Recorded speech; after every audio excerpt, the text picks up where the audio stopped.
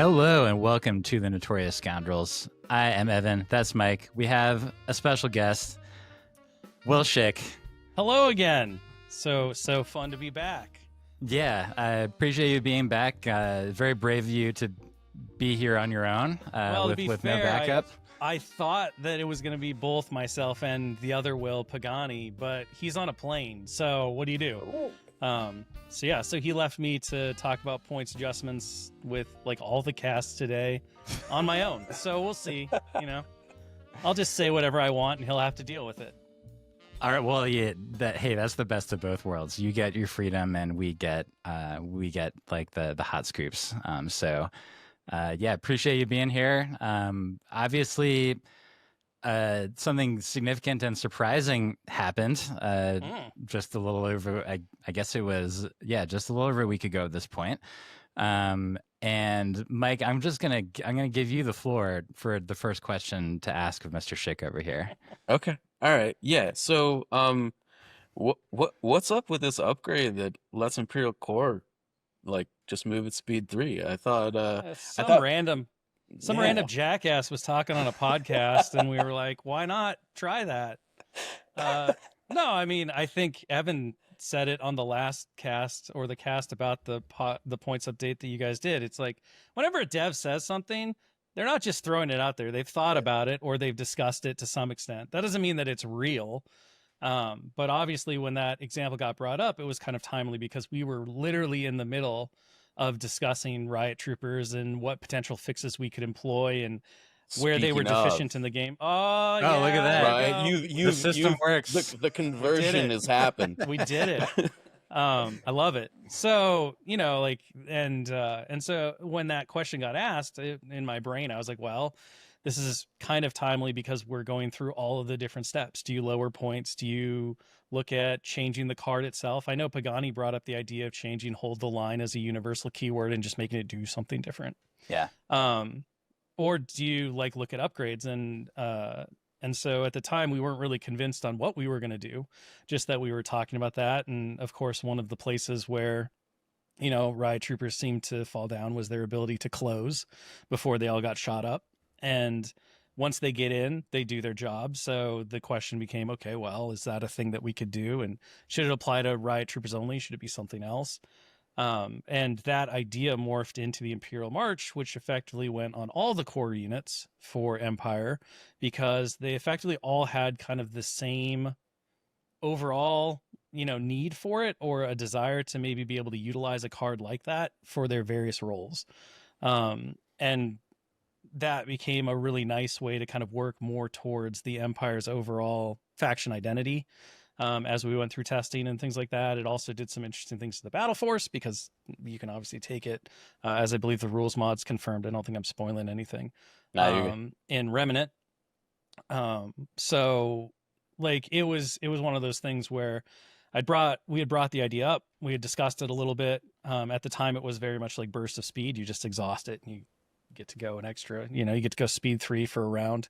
That was the initial one that was in testing. It was way too good. So then we kind of changed it and messed around with it. And then it got opened up to more things and all of that. And so, again, very rarely does an idea germinate from nowhere as an example, because we talk about this stuff so much for so many hours a week that there's not too many new ideas that can pop up on a podcast. Sometimes they do, but the hold the line, changing the hold the lines ruling was definitely one that I was like, really? Are we thinking about this, Pagani? He was clearly, but it hadn't come up in the group. Sure. Just goes to show that even you, Will, we have to take seriously sometimes. Sometimes, I mean, the thing with the development philosophy in general, right, is there's no real sacred cows. We will throw every idea on the board, no matter how crazy, just to get it up there. Because a lot of the times the ideas that never make it or you immediately go, that's a terrible idea. Talking about why it doesn't work leads you to a solution that does work.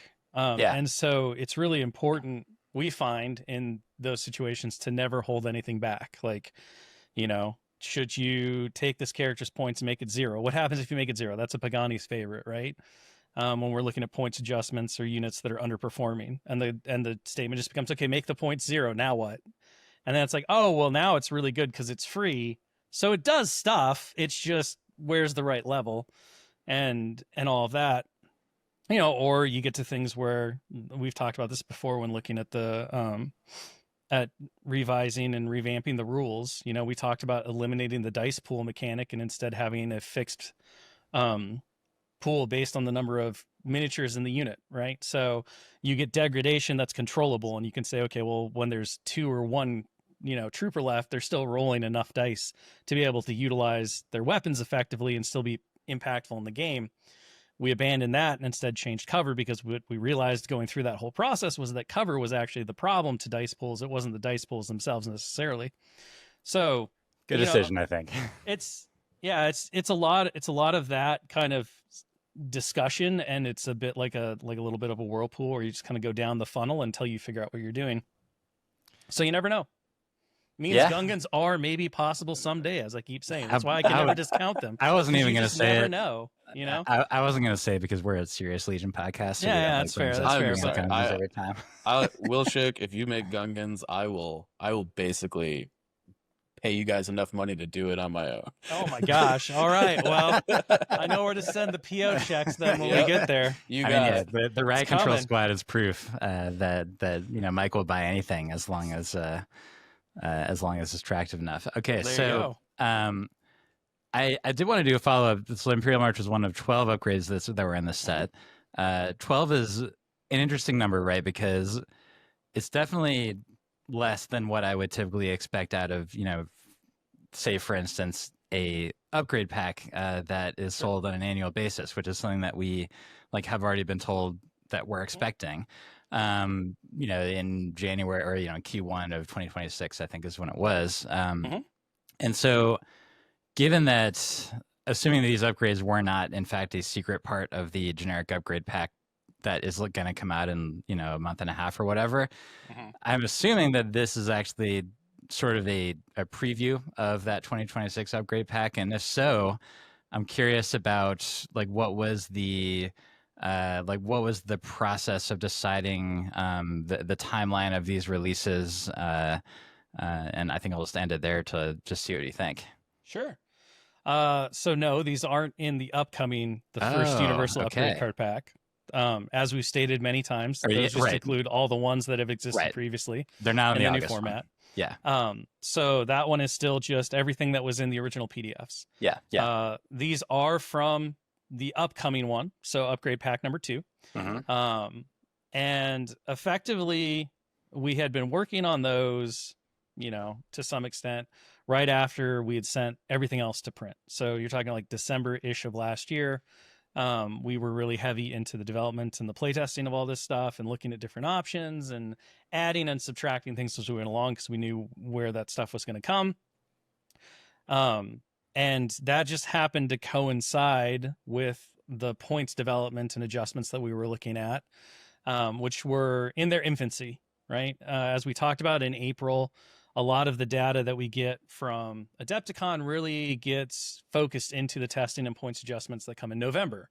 And that's why we have kind of this 2 cycles that you can kind of depend on, where we're pretty happy doing April and November, because we can look at how things are adjusted in November. We can look at how things are adjusted in April. And it gives us a bit of a 12-month cycle where we have time to analyze, test, and then release. So what you're really looking at in those updates, and I think this is important to remember, is it's not what has happened within 6 months since the update. It's what's happened in the 12 months since the last update, right? Yeah. Because that's the reality of the timeline that it takes to be able to do these things effectively. This time around, as we were working on that stuff, we kind of realized that, there are some things in here that we're meant to address. Specific deficiencies in the game, right? We finally were at a point, and I've talked about this a little bit, where one of the most exciting things with where we are now within the product development life cycle and everything else, with the revamp being done and all the stuff coming out and kind of a firm foundation for this new edition with the new starters and all of that, but especially from the existing player standpoint, right? You guys have had all of the materials since April. Yeah. So we are now at a point to where we can start to really push on ideas that we've had for a while. We can start to inject new things into the game. We can start to realize some of the ideas or concepts that we had originally. And with that, right, as we were looking at that stuff, the more we analyzed what a points adjustment would do, we said, well, the points adjustment does some things, but what we really want to do is we want to target these very specific things. And in this update, a lot of it was operatives. It was specifically like looking at the operative slot and saying, this is not a very compelling slot, but it's filled with compelling characters. What do we do about that? Like, what are some of the problems that operatives run into that makes them less desirable? It's not just points, although we identified being aggressive on points cuts for several of them would probably help out. It's also like order control. It's also how they interact. It's also the command tax that you have to pay to get the good command cards, those kinds of things we've talked about a lot before.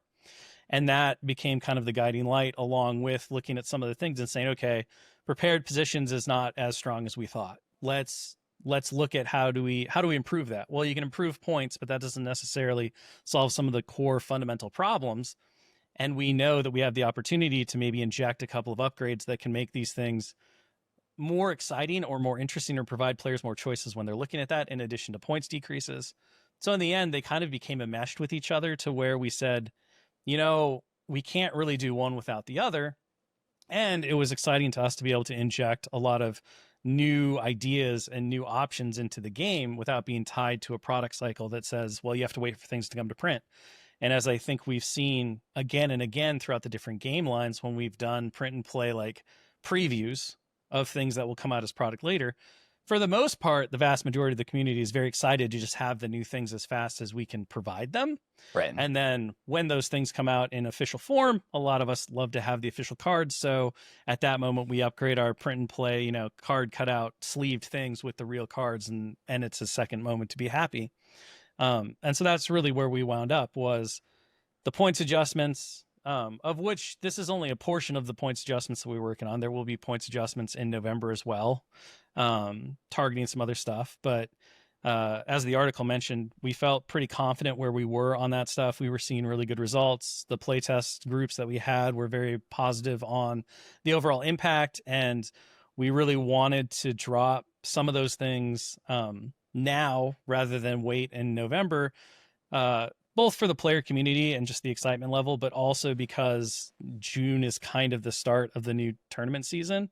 And so having the board set to a place where we felt a lot more comfortable with the balance overall was pretty important to us as well. So, it all worked out, and we do have 2 points in a year where we go on stream and we talk about where we think the game is, but that doesn't mean that we can't, rewrite the game at any time, I guess, if we really want to be that crazy. And so we took the opportunity and dropped the points adjustment, and then we also provided the 12 new upgrades. Yeah. So that makes sense. I think to summarize, is that these upgrades served a function that you felt was generally missing in the game, and along with the points adjustments that came with them, is that you felt confident from a playtest standpoint in the balance levels of the upgrades, like vis-a-vis what the text actually is that the text is good enough that you feel good enough releasing them. And so I guess like the question, the follow that would lead to would be, for the rest of them that are going to be in that upgrade pack 2, I think that like the baseline expectation would be that we would find out about those when the pack releases, or potentially some of them maybe get previewed a little bit before, who knows. But you never know, right? Like we can do what whatever we want. You can do whatever you want. Apparently, right? Apparently. Yeah. I mean, I think it just kind of comes down to what is healthiest for the game, and what is going to give players, the ability to interact with the game in the way that we want, which is we want every choice, every unit, every character that's released for the game to be a viable option. It doesn't have to be the best. It doesn't have to go win a grand tournament or a worlds event, but it should be a reasonable thing where you're like, I like this unit, I like this character, I can build a functional list around it and not feel like I'm off the curve, right? And so, if we get to a point to where we're looking at stuff and we say, well, if we had just adjusted points on most of the prepared position units, and we did what we did, but we didn't release any of the upgrades that went along with that, right? Dug in being the specific one that's targeted to them. Right. Would people be as excited or viewing those units as viable, or would they just be like, well, they're kind of cheaper, but they're still not great, And I think I can tell you what we would have said, which is that. So I mean, again, like, points don't fix everything, right? Like, they're just, points adjustments are fun, but the reality is that points are not going to fix something that's underperforming. Again, this goes back to Bagani's argument of, well, what if it just costs 0 points? And there are times where you say, okay, well, it's free, but like, the only reason I'm taking it is because it's free and it's an activation. It still doesn't do anything. And I think, when we looked at prepared positions, when we looked at a couple of the other things like the operatives and stuff, we said they need more there in order to be able to fulfill the role and the function that Legion wants them to do, and to make them exciting choices to players. And the nice thing about the upgrades is that if you don't believe that the unit needs the extra juice, you just don't take them and you get the discount, right? Like, yeah. And I think that's another really interesting thing when it comes to players' abilities to be able to build their list and customize things. It's no different than, do I take the naked units for activations, or do I kit them out completely and do all this stuff? So I mean, in the future, is there a world in which we preview more of those upgrades? Absolutely. I don't think that it really hurts the upgrade product at all. The point of that whole thing is not necessarily to make like a card pack that players have to buy.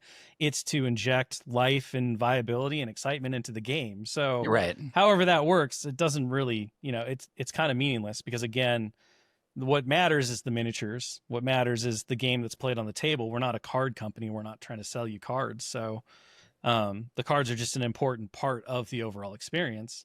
There's a lot of different ways to disseminate those, I think. And it's been fun to see the community reaction to it, and kind of be proven that, this is a great direction forward, and something we, have dialed in on exploring more.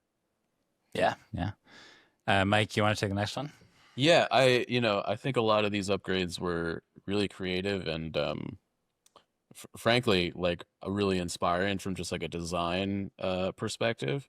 And I think one of the things that really stood out to me was like a card like Lead the Strike Team.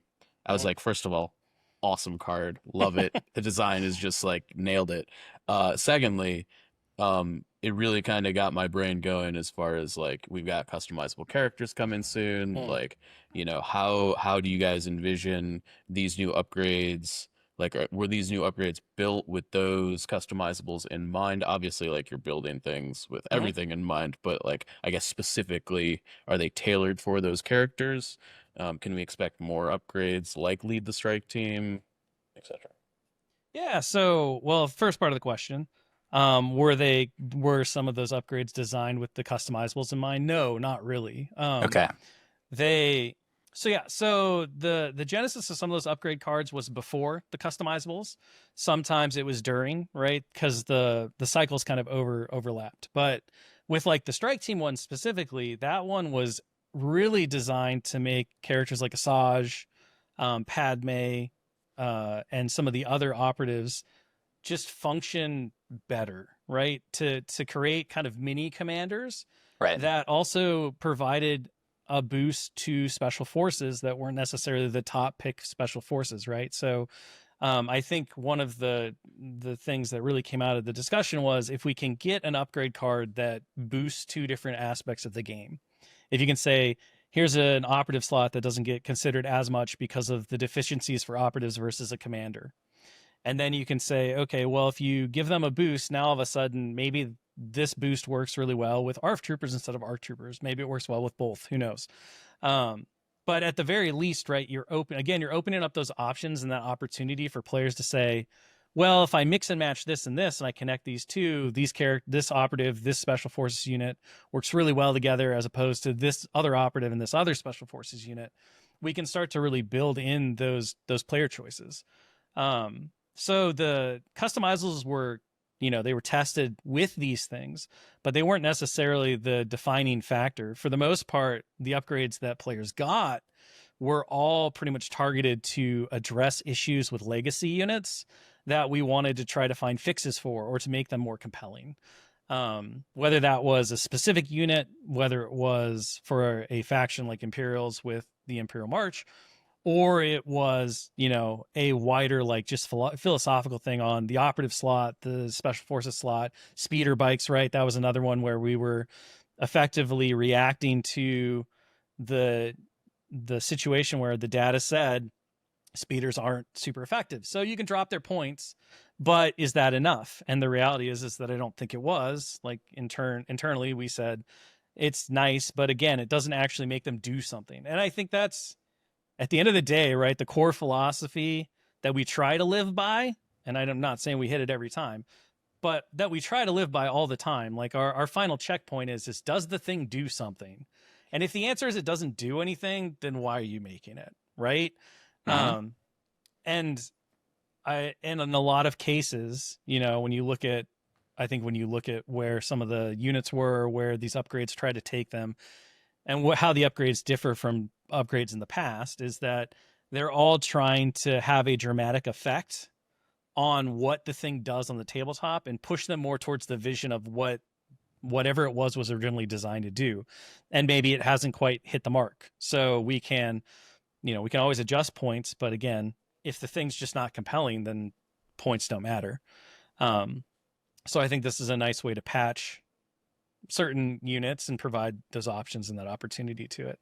And, it's another thing too that's very different, and hopefully starting to kind of see, is that I know a lot of people were like, there are no words on these bigger cards without art anyway, so what are they talking about?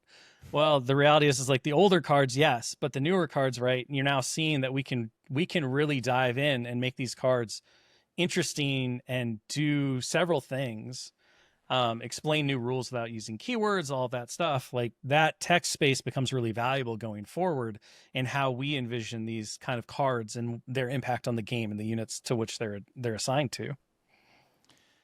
Yeah, and Mike, I apologize. I'm going to go slightly off order just because it's this one's relevant to what we're talking about now. But I think Willie just pointed out how these cards sort of reflect part of the reason of why the space was given back to text from art, which is that the plan was for cards to be potentially a little bit more complex, to have some more complex interactions built in. In that way, it actually kind of makes me think a little bit about Shatterpoint and MCP, especially like the team tactics cards in MCP, where like a team tactics card can actually completely define the army that is running it. Like, sometimes there's entire factions that are actually sort of embedded within a team tactics card. And so I guess you've basically already answered it, I think, but does this represent sort of like the new generation, or the new wave of how AMG thinks about upgrades compared to the past? Because like, you think about the original upgrades that came out, there's like E-gear that you gain unhindered, and there's precision scopes that you gain precise one. It's pretty simple stuff for the most part. As time went on, even in sort of like the mid era of the game, they were getting a little bit more complex. You got to the point where you had cards that you could expend, or cards that were a little bit more complex, but these do feel a little bit different. So I was curious if that's something that was, or I guess I was curious if you could sort of speak to the intent of that. I mean, the intent overall, right, is simply to provide things that have compelling options and choice, and that do things that players either want, or that do things that we as the designers and developers want to see players be able to explore in game, right? And I think one of the biggest changes with how we're approaching the cards versus in the past is that in Legacy Legion, right, every pack came with X number of upgrade cards. Right. And so when you approach it that way, and when you have this kind of quota of upgrade cards that you're going to provide, and they're going to be universal, and they're going to do all this stuff, and they're on small, like, little half-size cards, right? Like, there's just not a lot of room to do a lot on those things. Yeah. You kind of find a minimalist approach where you say, okay, we'll just give this unit this keyword with this upgrade. We'll do this with that. And, that can work. It can be a functional thing. But I think when you have that situation, it can become very easy to say, okay, well, these are just the best ones, and everything else is kind of like, well, it doesn't do anything, right? does a thing, but it doesn't do anything critical to the game or move the experience forward or stuff like that. And again, our kind of approach, and with the change to how we've been putting only the specific like character or unit specific upgrade cards in the box and these kinds of things, and instead utilizing a universal upgrade system that allows every player to have access to that stuff by just getting the card pack or downloading it as a print and play, kind of frees you up to say, well, let's only make upgrade cards when they're cool and they have a big impact. And I think in that way, the Team Tactic cards philosophy is kind of similar. We try with Team Tactic cards, because there are only so few of them and you only get to play 5 of them in a game. Right. All of them have to have a pretty big approach in terms of how they dramatically change stuff. They're the command cards of, in some ways of MCP. The upgrade cards aren't quite, hopefully they're not quite as game skewing, right? That's not really the goal. Maybe if they're an expend or something. But you did give us recalibration matrix and a force power for what it's worth. We did do that to provide some luck changing abilities there. For those of us not versed in MCP, I'm assuming that's the that's the reroll. Yeah, you just basically get to reroll your whole roll. Okay. Yeah, and then you can't touch it again after you do the reroll. So you get to do it once. And clairvoyance is very similar to that effect. But again, like the goal, right, is to say, well, we don't have a quota, so any upgrade card we make, we have to believe as a development team it has a useful and meaningful impact on whatever. It doesn't have to be the whole game. It can just be the unit that can take it, or it could be multiple units across different factions, that kind of stuff. And then we have the freedom of text spacing, of all of that stuff that goes along with the new upgrade card, to be able to really dive in and define those rules. And the challenge there is saying, okay, unlike a command card that you only take one of and you play once per game, upgrades are going to have potentially a consistent impact on how the unit functions, and you might have 6 different upgrades on 6 different units. So cognitive load is something that you have to factor into that, but I don't think we've really hit that point in the game overall. Like Legion is still pretty nimble in terms of what players are asked to manage and all of that for a big, large scale war game. And with all of that in mind, right? Yeah. The philosophy has become, if you're going to make something, then have it be dramatic, have it be something that is truly an option and that kind of radically changes or dramatically changes the way the unit functions on the tabletop. Because I think that's what upgrades want to be. I think that's what they were always meant to be. It's just, the way in which they were approached in the past for a lot of different reasons doesn't quite, I don't think it always quite pushed them over the limit. And then the times it did, it just kind of showed how so many of the others didn't hit that mark, right? Like when you achieved the goal, anything that wasn't really close was just like, oh, this is just meaningless paper. And hopefully as we move forward with that, we can continue to provide new and exciting options that force players to make hard choices about what they're going to attach and where. Yeah, I think Mike actually has a very relevant question to what you just said. Yeah, for sure. So one of the things that we noticed with these new upgrades is a lot of them are like a training, but can be equipped to a unit that doesn't have a training slot, or that's the one that's jumping to my forefront of my mind. Is that something that you guys are expecting to like use a lot of, or I guess how are you guys feeling about how the like categorization of like certain upgrade slots is working? And how does one train a speeder bike? How does, I mean, they've got a pilot, right? Assumably the rider gets some kind of training program in order to know how to go forward and backwards, but the Imperial ones, I'm not so sure. You never know. The other ones, maybe. I mean, an Ewok was able to drive one with zero understanding of mechanical operations in general. So they're clearly designed well for unskilled users. That's so. Again, if you go back to kind of what we've talked about consistently, is that a lot of these upgrades, especially in this drop, were designed to kind of address deficiencies or issues that points alone would likely not fix with units. And once you start looking at, okay, this is a universal upgrade and we want it to address all prepared position units. Not all prepared position units have the same slots, right? There's a lot of differences between them.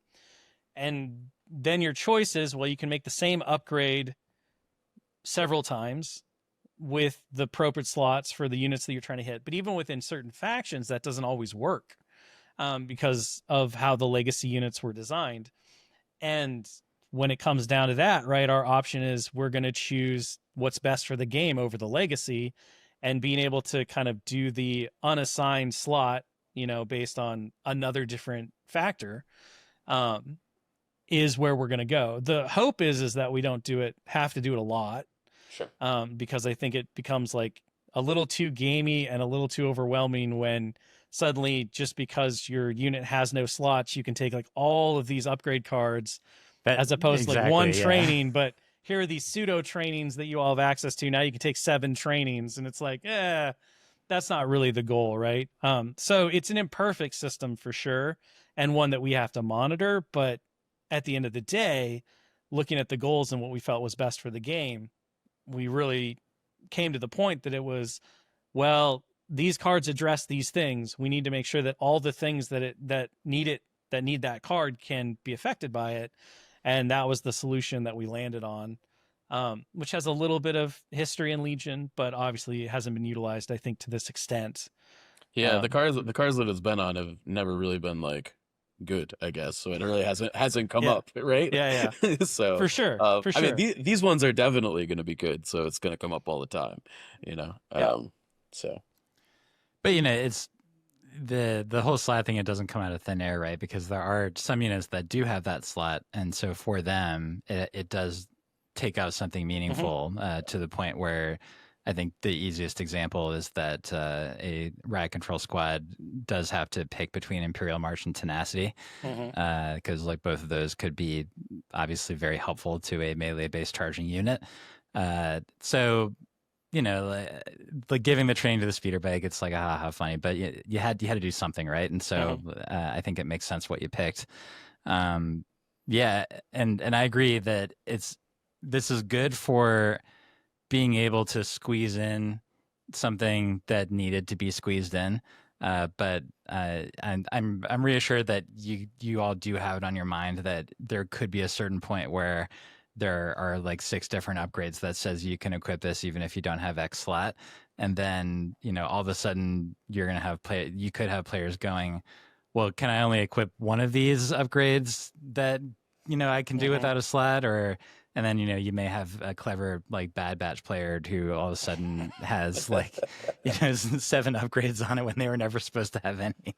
Yeah. And I think that's, you know, something we discussed and we talked about, and we will be watching going forward. So at the end of the day, I don't believe that you're going to see a ton more upgrades that say you can take this without a slot. But going forward, you'll design the unit hopefully like with the like, you know, a big part of this is that, you know, so many of these units were ones that you did not design, like you were a part of the chance to redesign them, but like, I mean, even then, right, saying like holding yourself accountable to 5, you know, some of those units were made 5 years ago, right? The way the game is just played in general is so radically different. Yeah, exactly. That you wind up in situations where you say, okay, well, if we could do it different, maybe we would have done this, or maybe we would have done that. And I think, you know, again, overall, you have to have like ramps where you, as the team that's trying to make the best game holistically that you possibly can say, well, we should have given this a training slot, but then maybe you didn't want to give it a training slot because there's trainings that you don't want on it because they're problematic. You know, this kind of goes back to one of the original ideas that we had when we were looking at the redesign and everything, was just making every upgrade specific to the unit, which gives us a lot of control as developers to say, well, this is the Stormtrooper unit, and you'd have the same upgrade across very different units, but the Stormtroopers could only take Stormtrooper upgrades. You know, the Rebel Troopers could only take Rebel Trooper upgrades. Like, get rid of universal upgrades entirely, sort of, except for the fact that you have universal upgrades because they cross these different units, these different factions. They're just differently named, or they're tagged to the unit. It's like, that wasn't really an efficient way, and we still liked the idea of universal upgrades. So we stuck with it, and I'm glad we did. I think it's overall the beneficial system, but this is kind of one of the consequences of that, is that universal upgrades are only so good based on, can the units that need to take the universal upgrades be able to take them? So, yeah, makes sense. So I think we're gonna shift a little bit to talking about sort of the game as a whole. You know, I will just like reiterate, Mike and I both said it in the cast that we did, but from us, like we really do appreciate y'all's willingness to take a risk, you know, between scheduled balance updates to give the game a boost that I mean, it seems like everybody agrees that it was something that was necessary. And so we really do appreciate that. And then at the same time, like the balance updates in terms of adjusting things that we already knew about and were playing with, there were obviously a bouquet of ups and downs aside from the two, you know, faction slash pseudo faction, to respect Mike about Shadow Collective, that were performing the worst. Thank you. Appreciate it. Which was, you know, Empire and Shadow Collective. They were the ones that were sort of like riding on the bottom, and so they were the ones that only got buffs, and that makes total sense. And yet, through all that, you know, Mike, I'm going to be curious whether you agree with me on this statement, but I think that through these adjustments, the faction that we've actually arrived at in terms of something close to a, you know, a like a very balanced like set of internal choices is CIS, because you know, when you look at CIS, they had one unit, two units. One of them hasn't been adjusted yet. It's a little more recent though. That seemed to be doing very well. Droidekas that was adjusted up, but you know, not by a ton. It still seems like it's in a very good place. And then they have all these other things. And you know, if you were to ask me directly, like what are the CIS units that I wouldn't, you know, really think too much about trying to put into a competitive army, it would have been Sunfac and Asajj and Staffs. And all of those have been adjusted down. It seems like they're potentially in a place where they like they're at that place where I feel like it's a real consideration, you know, if you ask me and my opinion of it, to like put any of those units in a squad. And so I think CIS, like anything that has that faction symbol on it, seems pretty legit to me. And I'm curious as to what you think it's going to take and whether you think it's possible to get all of the other factions to that point. Well, I mean, the cynical side of me, because I've been around the sun so many times with this, is that give it 6 months and CIS's internal balance won't look as rosy. In fairness to you, this seems like a loaded question. just because, you know, players, like if you're a player who's looking for efficiency, you're gonna find it, right? Yeah. Any time a value is different across a range of options, you're going to be able to identify, even if it's, you know, the tiny percent. I think the great part about that statement, though, is that if everything feels viable, then it means that we're really hitting the curve of what we want, which is you can take the things that you like, and then through player skill, you believe that you have an equal or greater chance of beating somebody depending on what they take. And, you know, when it comes down to how do you get the other factions to that, I think there's still a lot of ramp and runway to go. With Empire, you know, one of the things that we're consistently working towards is getting their order control down, because that's what they want to do. You know, Callus helping with that for sure. And I think, and you know, and then I think we made big strides in making them kind of the core unit faction, which is what we wanted. So you're going to see a lot more hopefully big squads, but just a lot more squads of core across the different like disciplines and things like that. So it's going to feel very militaristic. And then the special forces will be kind of the additive for what you want the flavor of the force to do, or things like that. Galactic Republic definitely is one of those factions that I think we're seeing some of what we want, which is the idea of this customization and this elite force that can really adapt to whatever it wants to do.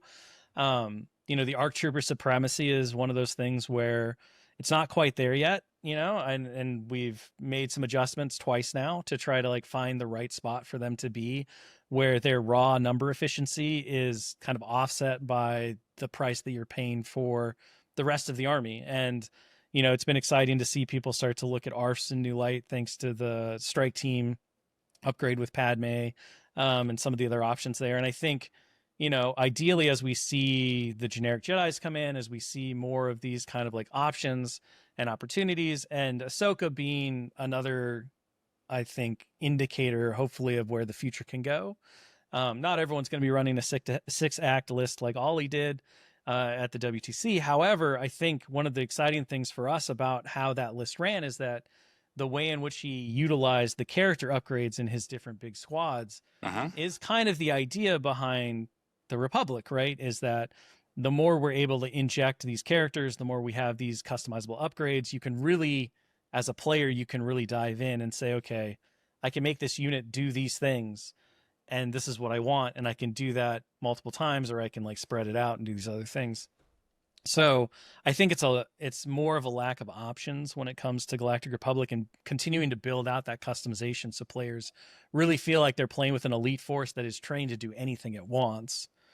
And Rebels, I think we're close, right? We'll see how the adjustment to Sleeper goes, but overall, I've been pretty excited to see the discussions around like people list building and looking at the new upgrades and saying, okay, well, maybe I'll take this, maybe I'll take that, those kinds of things.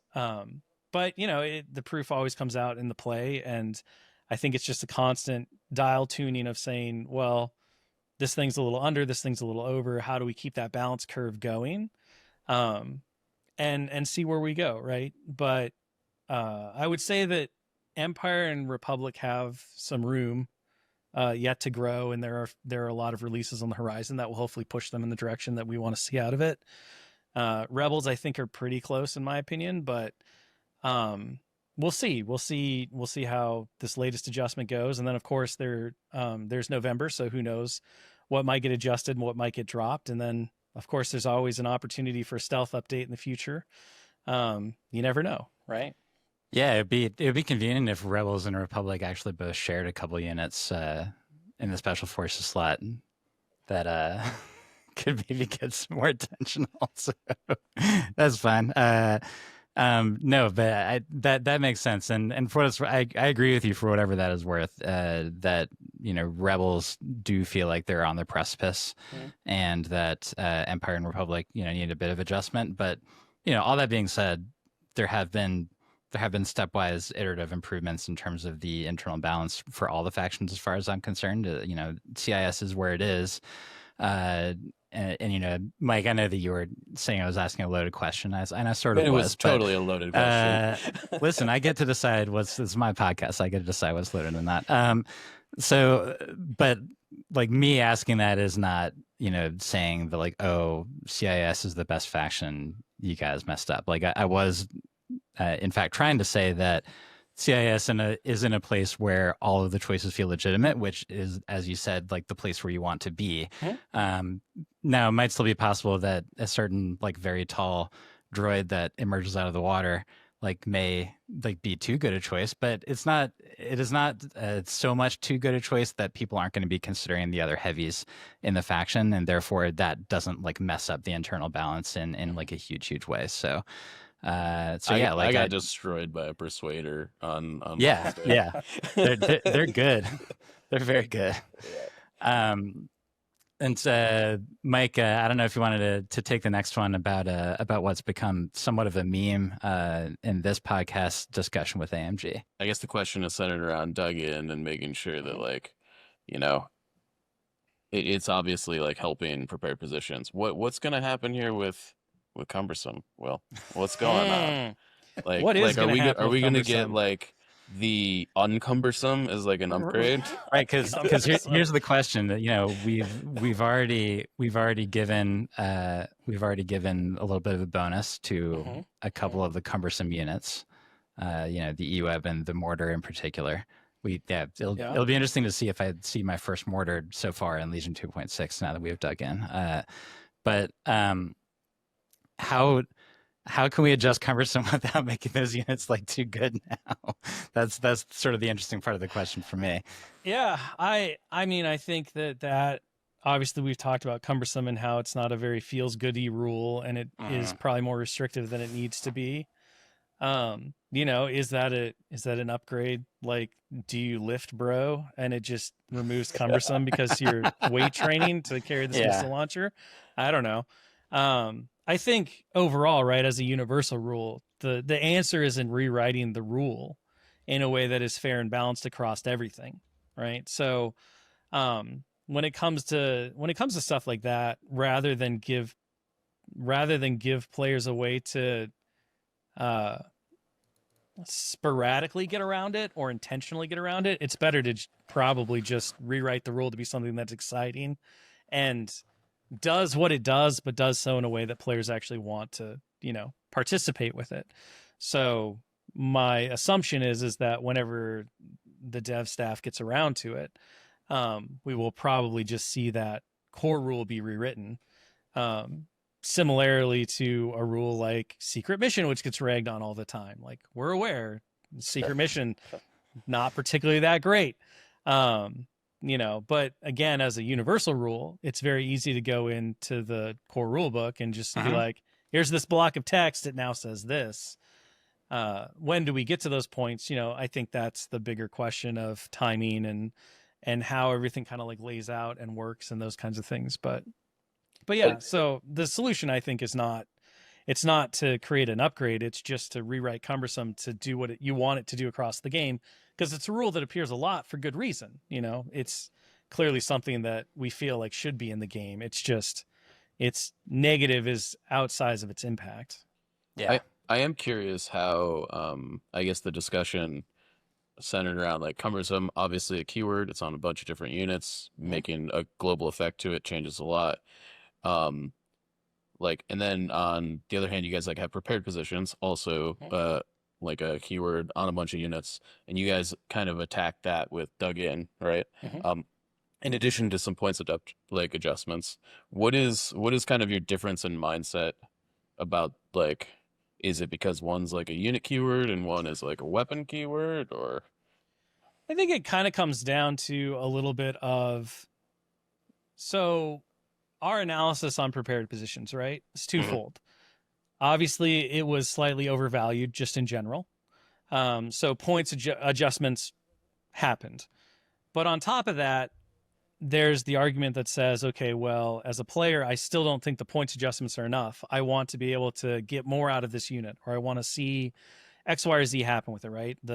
I personally, as a player, don't believe that prepared position units are worth it because they're just too exposed at the start of the game. Sure. In that case, right, we can tackle it from two directions. We can say prepared positions at its base is slightly cheaper because we've realized through watching play patterns and doing data analysis and all this, it was slightly overcosted. And then we can say, but if you want to spend those points we just gave you back to basically get your unit to be more effective, we can do that through an upgrade.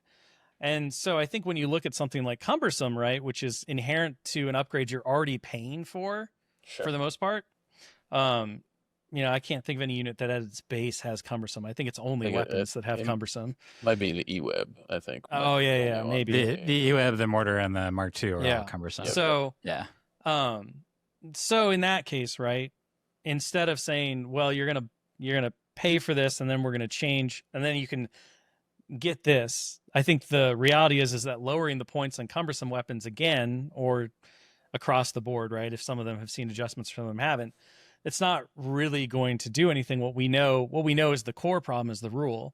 Sure. Something like prepared positions, there's debate among the internal development studio that says prepared positions is still really strong, even without dug in. Now, dug in obviously makes it better, but this gives you the option. You can take the discount, take the prepared positions unit, do something with it.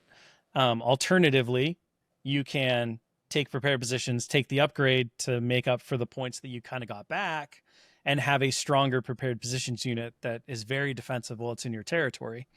So I think that's kind of like what we try to avoid overall. Again, this goes back to player choice, is creating something that just becomes stapled on. Sure. Now, the argument could be made that dug in is stapled onto every prepared positions unit. I don't know, but I think there's a debate there. I think there's a choice now, which is probably where you want to be. And even if that choice is like 70-30, it's still a choice. Right, right. If you looked at Cumbersome and you just said, well, there's a card that you can take at an additional cost to make Cumbersome not terrible, it would be like, well, anytime I'm going to take a cumbersome weapon, I'm just going to take that, because we know that the ruling on cumbersome currently is such a big negative that people won't even consider a lot of those things. Sure. I mean, that's some of the thought process. Sometimes it's just what's most effective in terms of stuff. And I like, if you did a cumbersome upgrade, now you're going to say, okay, well, does everything that can take a cumbersome weapon have a training slot? Are they the same? Like, how are we solving this problem? Yeah. And we just discussed how we want to be pretty careful about giving people free upgrades, just based on like trying to fix problems. So sometimes it just, it's how do you deploy it? What's the cleanest way to do so? Changing the universal rule to cumbersome because it appears in so many different weird cases is probably the best way to just go about it. You're just making me think of like the potential devious business tactics of like, we're going to give you this cool weapon, but it's got cumbersome, but for only 9 points, we can give you this upgrade that allows you to have fun with it. You like gotta, going to the mall, Exactly.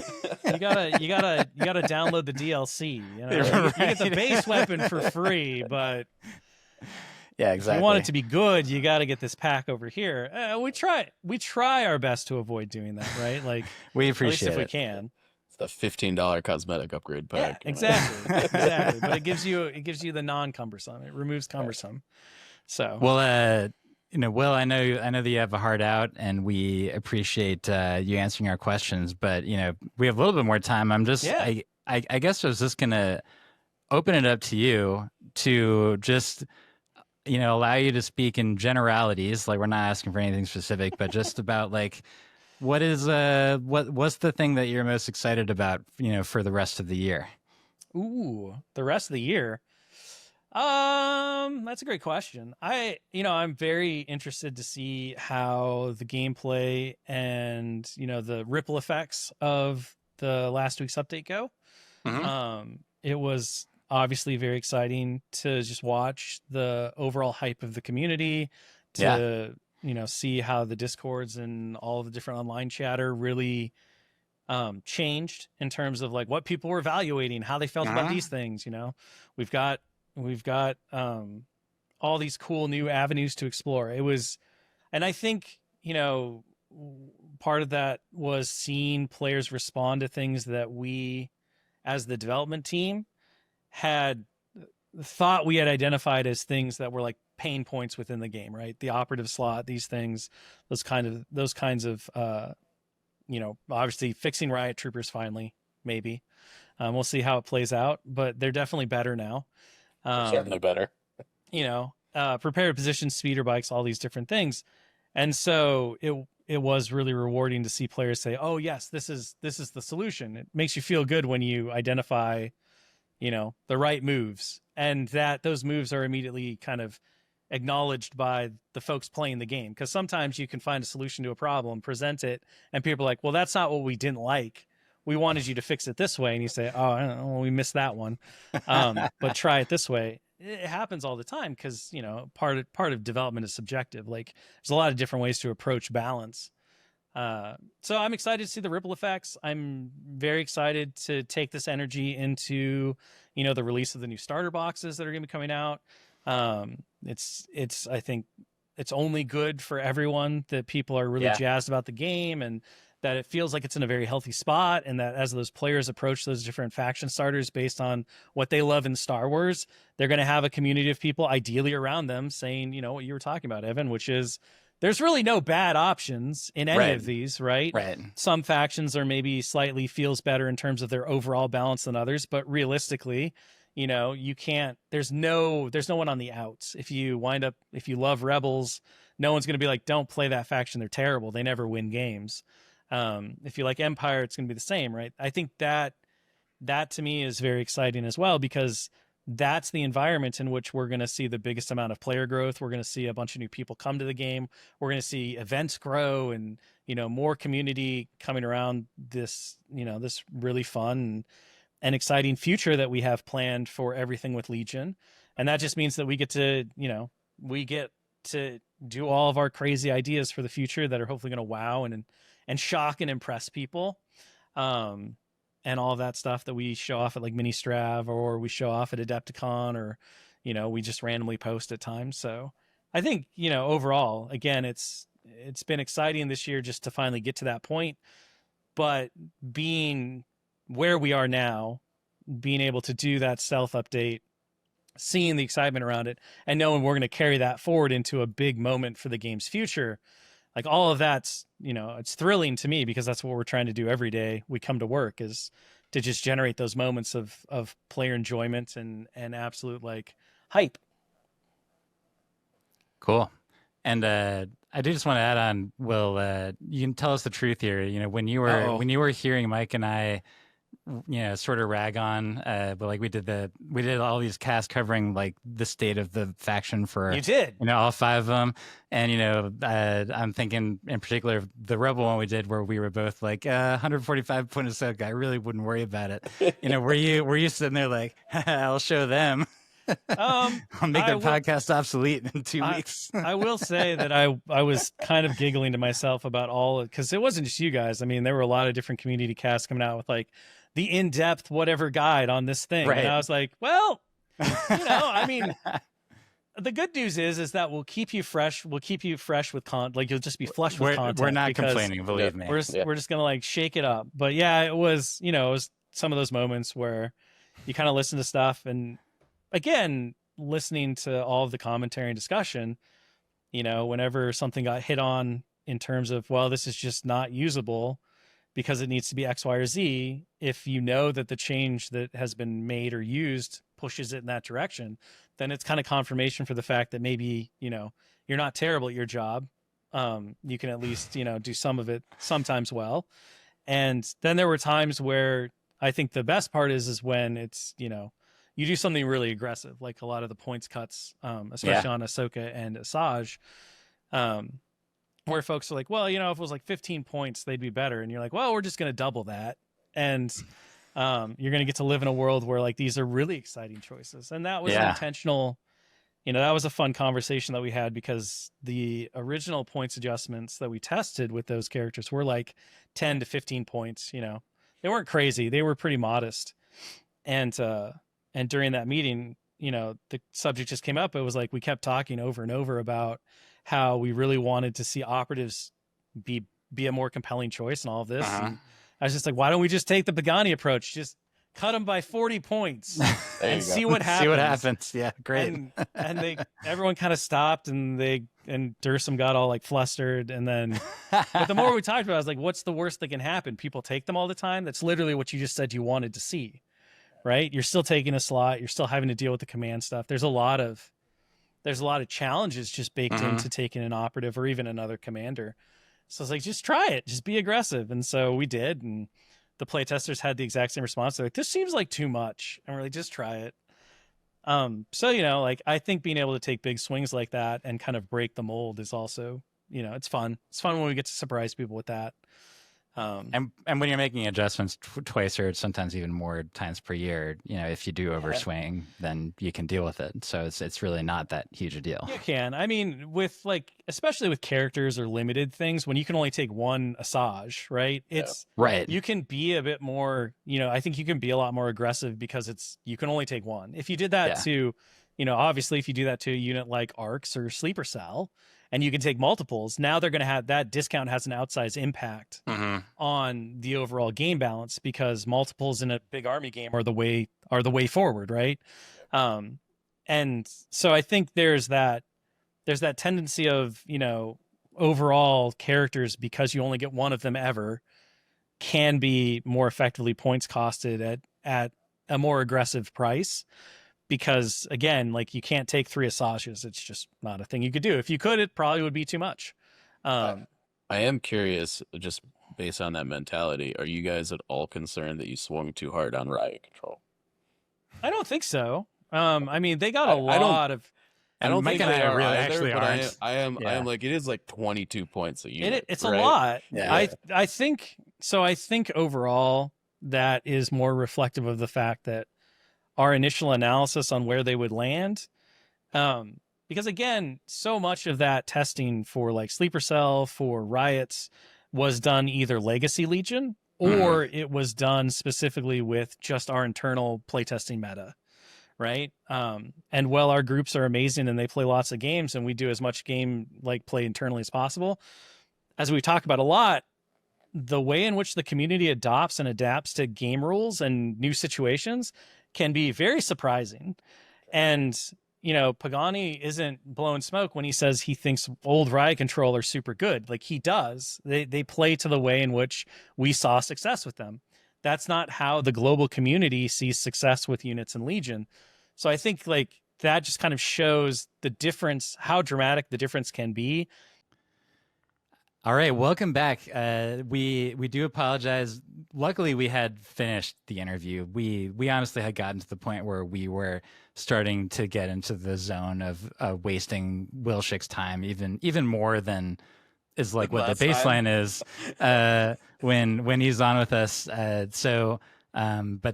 like we ran into some technical stuff, but we just emailed him to say like, hey, please, like we had other stuff to do. We will manage. Either way, it was yet another awesome interview. We really appreciate that AMG is taking the time to chat with us. They certainly don't have to.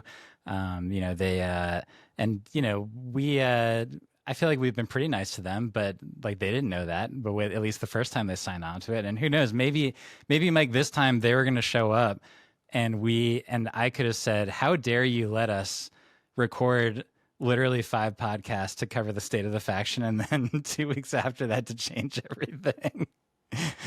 So what about my needs? You sort of did ask that, right? A little bit, but in a joking way. In a joking way. So he knew it was all friendly. But I guess like Mike, what was the thing, if you had to pick one thing that you took away from that? I'm not sure you said anything like completely unexpected. I personally really enjoyed hearing the like conversation that was centered around like how they view hitting something like prepared positions as opposed to cumbersome. I certainly found that very interesting. It makes sense, I think, but like it's one of those things that if you're just like attacking it on the surface level, it's like why don't you just do the same thing, right? So I think it was good to hear that. We didn't get a chance to get it in there, but he was like, man, we were like really aggressive with the Asajj and Ahsoka points cuts, and I was just like, and you just couldn't have been more aggressive with the Yoda points cut. It was there. I just didn't get a good job. I didn't get a good time to get it in there. Well, I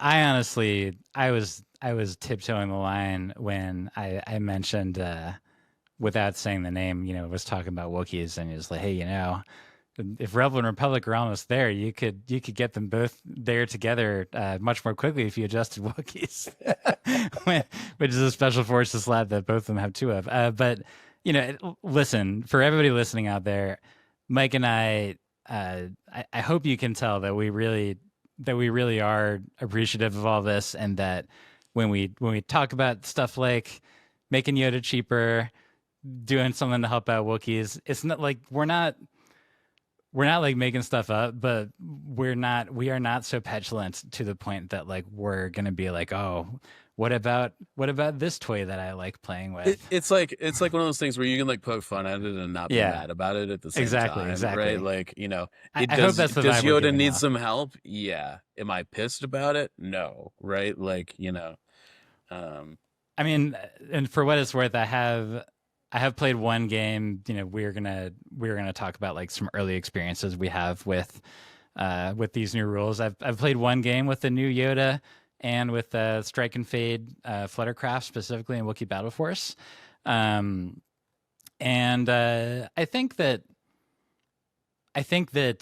Yoda does feel he feels okay to me now, and that, just like I just said, it's the Wookiees that don't feel okay. And when I had success with that list before, it was because, or a big part of it was that Yoda was allowing two bowcaster Wookiee units with battle meditation to uh, but like both of them to double move Relentless in, and then for Yoda to also be moving one in for a charge or another Relentless shooting attack. And that was that before the November update, I was having a lot of fun with that list. And then Recon Intel went up and Yoda's tricks went away, and then I like threw that list away. So I was trying to revive it, but it's still like without Recon Intel on those Wookiees because it's just too expensive. The Wookiee Battle Force just has been hit on all cylinders between Recon Intel, offensive push, and tenacity. Yeah, briefly, and like, defensive battle shield. They fixed that. Yeah. It's like, but I will say that the Strike and Fade Flutter, it does feel maybe a little bit extraneous, but what it does is that it allows you to do the turn one dive move that I like doing, and get extra safe afterwards, or you can do a double dive if you're going to their weak side, I should say. And if there is something that they thought was hidden, now you can like double dive and still get away, which is pretty cool, and it's definitely worth 5 points. But I'm curious, what have you had any sorts of experiences with the new rules, Mike? I did. I played a bunch of the new upgrades and a bunch of the points adjusted units this week in an Empire list. Okay. I got my butt handed to me. Interesting. Now I want to preface this with, I put like a bunch of like random. I want to say random, but I was definitely not like, you're experimenting. I wasn't stress testing anything, right? So like I had like one E-web with dug in, right? Like I didn't have 6 prepared positions units all with it. I had 2 stormtroopers with just the super squad. The super squad, yeah. I had Callus with strike team leader. I took some death troopers, right? Vader had trusted agent or whatever, right? So like, and I was running Callus and Din. So I had like a smattering of some things in there to like kind of see how it went. Strike team leader, I think, is definitely going to be really good. That was one takeaway, with the exception that like my death troopers went 0 for 3 on their first 3 saves, and that just kind of made that not work anymore. Blaming the dice already, Mike. I know. Maybe I should have taken a dodge with strike team leader. I don't know. But I think that card definitely stood out to me as powerful. I just got a little unlucky with how that went with the death troopers. It happens. I don't know how I feel about Duggan. So Duggan, I think I've landed on. You kind of have to have order control on the unit for Duggan to be like a thing that you want to be taking. I definitely was like, oh, I've got Duggan on my UWeb. That's great. And then like I pulled my one support unit out of the bag, and I was like, wish I had improv, and I don't know, I didn't roll a red cover save once, so maybe a little biased on how that went. The E-Web lived for a bit, but I'm not sure that's because of Duggan. Right. So I don't know. I think that you kind of have to have order control. And I think Will, in our interview with him just now, was also like kind of talking about like Empire needs a little bit more help on the order control front. So maybe there's more in the tank on that. But does make me wonder if customizables are gonna, like if one of those abilities, I already forgot what they were called, but the doctrines, one of those doctrines, has something that changes the nature of order control, or sure, who knows, yeah. So I definitely think that you got to have a plan for it. It kind of like convinced me that you definitely can't just throw a Duggan in your list and feel good about it. You got to have a plan for how that's gonna work. Can you throw Duggan and an overcharge generator and an HQ uplink on either an E-Web or an FD and then feel good about it, do you think? I don't know. That's like all of a sudden you're talking about like 20 points of upgrades on a unit that is one of its primary reasons to be in your list at all is to be like cheap. Points efficient. Yeah, exactly. So I don't know. I think it's an interesting thing to try out, because like you are getting some list synergy by taking an order out of the pool, which is always helpful in that situation, and you're gaining defensiveness for that unit. And so just to just to put it out there, that combination on the E-Web is 79, and on the FD it's 84. I think what I would rather do Mhm. is take Callus, a short trooper unit, and an E-Web. Right, because they have the short trooper has coordinate and placement. It's not just coordinate mortar anymore. Okay, interesting. Yeah, I like that. I don't think you get it turn 1 because Callus isn't on the board at that point. No, he like they're all within range of each other like before the game starts. Or okay, right? No, they're not. I'm sorry, you're right because prepare positions. You're right. I apologize. Yeah. So Yeah, you wouldn't get a turn need, 1. You might need to like have like an order that gives it to him on turn 1 or something. But I don't know. It's just a thought. So yeah, Duggan was all right. Points decrease on Death Troopers. I'm gonna be honest. I had extra supplies on the Death Troopers again because they went over 3 on the first save. I didn't get to use it. Could have been okay, I guess. Hard to say. I don't really have much to say there. I did have 2 Stormtrooper squads with Stormtrooper squads. And man, I think we got to talk about this. Yeah. Will said it again today in our interview where like he was like, big squads are like a thing coming to Empire. It's like a thing that they're driving for. Courage 1 has got to go. It's just got to go. Even with Indomitable, these units are like just not it. You cannot. So let me rephrase what I'm trying to say. Can you come up with a unit that costs 80 points in this game that you would be willing to pay for that has Courage 1?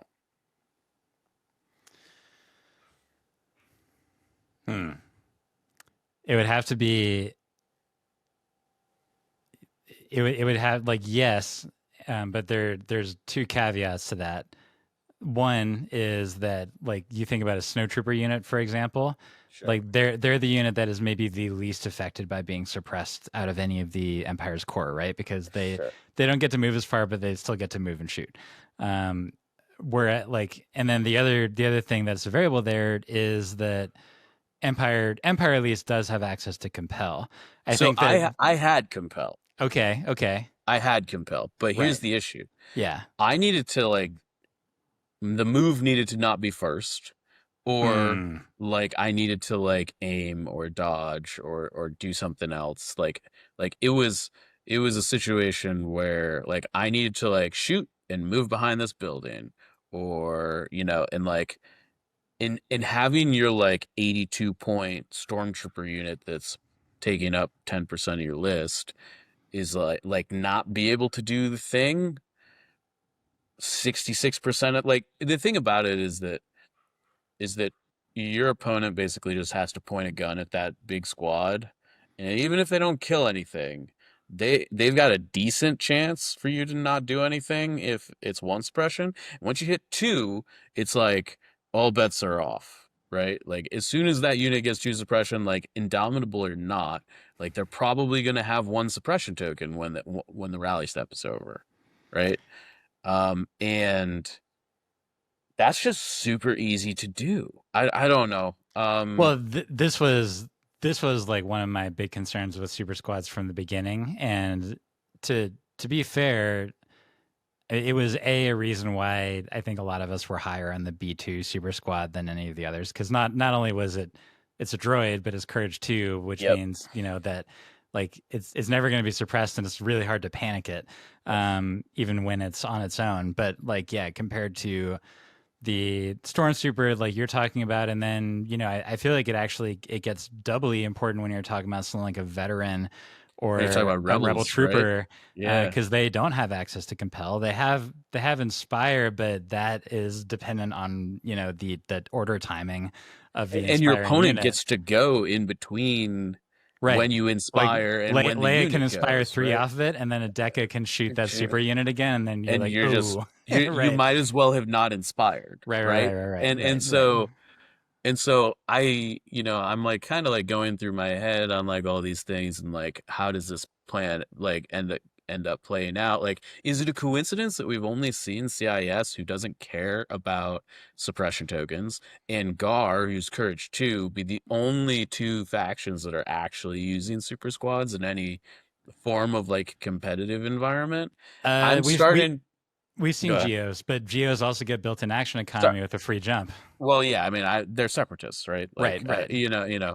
they've also got like, in addition to the free jump, they have like compel on Poggle, Oh yeah, right? that's So actually, like, you're right. They have they've got, double mitigating they've, factors. yeah, right. So I don't know, I mean, is it indomitable is a great keyword, Mm-hmm. but it's a lot. Like, if you do the math on a unit that is suppressed, like if you have two suppression tokens and you are a Courage 1 unit with Indomitable, and two suppression units tokens and you are a Courage 2 unit with Indomitable, like the difference is night and day.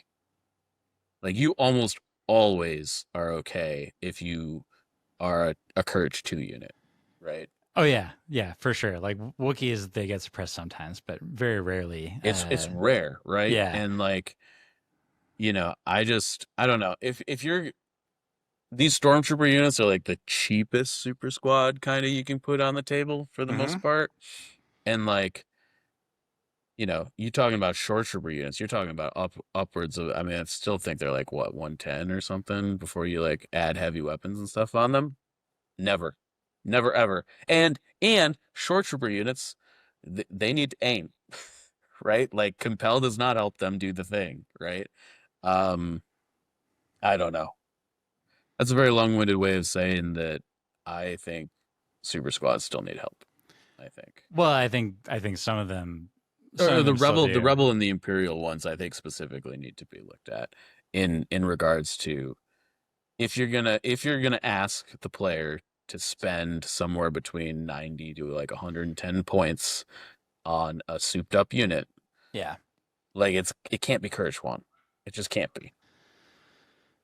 Yeah, I mean, then you're getting to the point of changing the text of upgrade cards, which obviously they're capable of doing it, but if passed as prologue, they're very resistant to doing that. I'm sorry.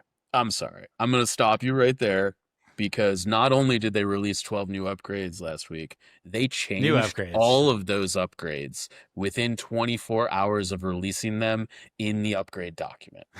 Well, that's the advantage of not having. That was the advantage of not having like printed cards for those yet. I bet you all of those cards are already printed wherever they Uh, I don't know. That's possible. are. I might be like, I don't know. I think that's a cop out. I think that, like, if something needs to be changed, they'll change it, right? I think they've Yeah, shown us that of with this course. update, right? Right. Yeah. And um I don't Like know. Is the courage thing like a hard a hard line in the sand? I don't know, but man, I just like I'm not touching those stormtroopers again. for for whatever it's worth, like we have heard from a couple of folks about super fleets, being Sure. viable in the right sort of situation. Uh, they also have the advantage of having a built-in move and attack, which Yep. is very important when we're talking about what we're talking about. Which stormtroopers could have, you give them Imperial March, but then you're starting to get like really really pricey for 9 white dice, and start to maybe not feel like it's worth it. I also would like to just like toss out there that the context of Brian Barrett's super fleet list has also got Lando in it, which means they're getting additional They're action getting economy some through guidance help through and guidance or the one step ahead or whatever, right, right? right, yeah, Uh, that is important context. You're right. So yeah, I don't know. I think that they clearly want supers to be a common thing that you see, and when one could say that they've gotten it's closer. halfway there. It's closer. It's Yeah, definitely a situation where I was like, I'm gonna lose this game because I took two super squads. If I had just taken four stormtrooper squads instead of two supers, I think I would have won, right, right. because it was also like I would have had bodies on points, sort of situation. Yeah, Um, so I don't know. Anyways, beating that over the head. I also took 2 snowtroopers with flamethrowers with Imperial March. Yeah, how did that feel? That felt great. Yeah. I wish I just had 6 of them. That felt really good. I think on turn 2, I was like contesting my opponent's bunker assault point with snowtroopers that like didn't get any extra juice. And so were those regular snowtrooper units with Imperial March or super squads with? They were regular ones. No, okay. Yeah. So I mean, I'm wondering what you would have thought of them being in the super format, because then like Compel would have been probably fine there. Yeah, exactly. Is like a thing. Yeah, I don't know. I would have to look at them. I don't think Snowtrooper Supers came down in price, right? They didn't. I don't even know how much they cost. It would be a question of whether the added value of the extra 2 inches of movement, like pretty much every turn, if you have Compel, as long as you're not panking yourself, Sure. It would be enough to make it so that like the reliability of getting that big dice pool in is more there, to the point that it's worth taking that kind of an investment on that unit. Yeah, I'm actually going to look up how much that is, because one of the nice things about the Snowtrooper unit with the flamethrower with Imperial March is like all of that was under just 68 points, even with Imperial March. That's fair. That's fair. And so then if you're doubling up on it, so cheap. I mean, if you are talking about having 6 of those, then like you don't want to be supering them up at that point, because you do have to put other stuff on the list. Yeah, Snowtrooper squads is 46. Yeah, I think at that point you're at like yeah, it's kind of an expensive squad at that point. It's 108 before Imperial March, 114 with it. I could see having 1 or 2 supers as tempo pieces, but then to leave the other ones alone if you wanted to really like dive into it. I just like just because like that's a big dice pool. Like if you're shooting another super, then you're talking about like nine dice plus what is it, one black spray for the flamethrower. Yeah. So you could be talking about like a 18, 19 dice attack. If you're fighting another super with surge to hit, and granted it's a lot of white dice, but it's also half black dice. Yeah, I mean the flamethrower gets a lot better if right. supers are everywhere, right? Yeah. I just like I go back to this and I'm like, you're asking me to pay 110 points before upgrades, and this is a Courage 1 unit. Like, Compel. I mean, with snowtroopers anyway, Compel is the answer. Let's be real here. Like, if you're playing Empire, uh-huh, you shouldn't be forced to put Compel on your list. Like with the availability of Compel, which I think is like, while it is more frequent in Empire, it's actually only on 3 units, I think, right? It's on DTF, Krennic, and Vader.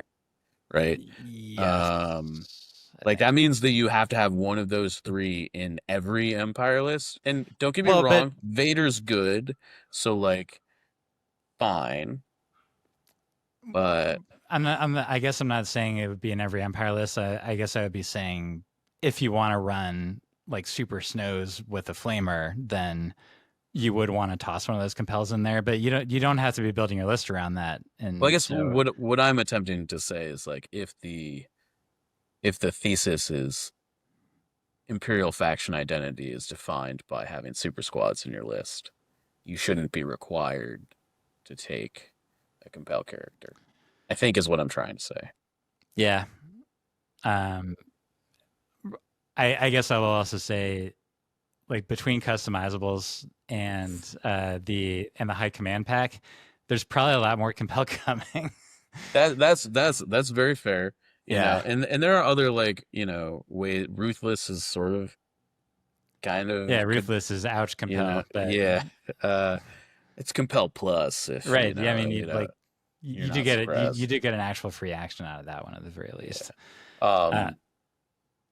But I do think Empire is gonna be like, I don't know, riot controls at 62, snowtroopers at 68 with Imperial March. I think Storms and Shores are still gonna be not great. Well, we'll see whether the whole Super Shore thing like becomes a thing. Maybe. I still think that as a one of, it's like it's almost like a heavy that you're putting in there. That again, you do still run into the order control issue, at least on round one. After round one, I think that that you're actually wanting to shoot first with them. So like the dug in is mostly for the early rounds. I think the issue that people are going to find with Duggan is that you really got to be playing the right primaries for Duggan to be good.